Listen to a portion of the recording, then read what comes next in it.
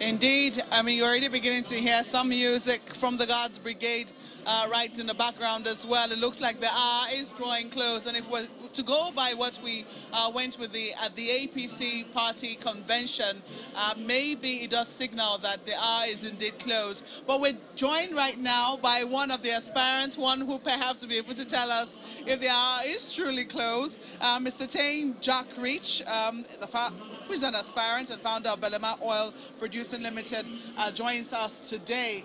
You're welcome to our live coverage here in Eagle Square. How do you feel about how the day has gone down? Well, I feel super good going around and trying to connect with more delegates. I think it's good. I mean, things are going very, very well. Indeed. The events of the last 24 hours have been, I don't want to say quite eventful, but the last 24 hours have been quite eventful. It's been one news after another. How have you internalized some of the news that we have heard from the governors of the northern region who have gathered to endorse 5 candidates or 5 aspirants amongst your fold, and the president saying he's not anointing any candidates?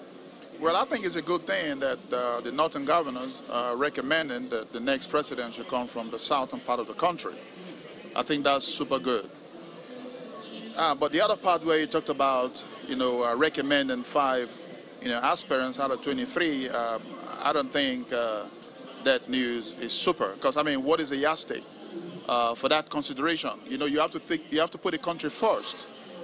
Nigeria requires cutting-edge leadership for 2023, because the economic issues we're going to be dealing with is not going to be solved by, mere, political, evaluation, based on your political reach, But it is. Yeah. Are you on the ballot? Oh, yeah, I'm on the ballot.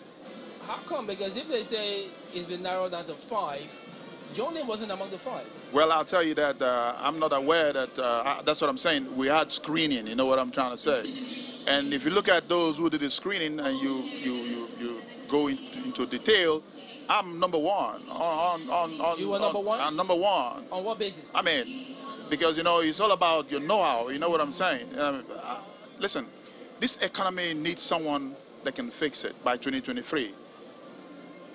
The numbers are very clear. Our debt will be about $100 billion, and our import is about $67 billion. Our foreign reserve is $38 billion. Our export is $45 billion. How are you going to run the numbers with high inflation of 42%? We understand that while they were screened, they were graded.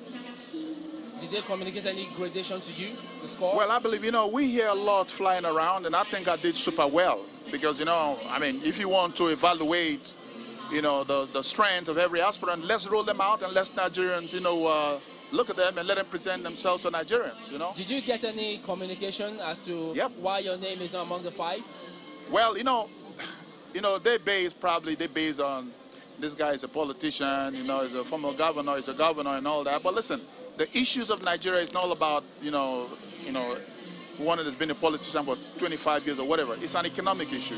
So the Electoral Act stipulates that if there has to be a consensus, those who agree have got to put pen to paper.